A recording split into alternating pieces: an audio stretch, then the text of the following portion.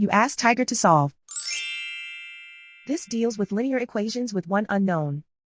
The final result is x equals 5 over 4. Let's solve it step by step. Simplify the expression. Combine like terms. Isolate the x. Multiply both sides by inverse fraction 3 over 2. Group like terms. Multiply the coefficients. Simplify the fraction.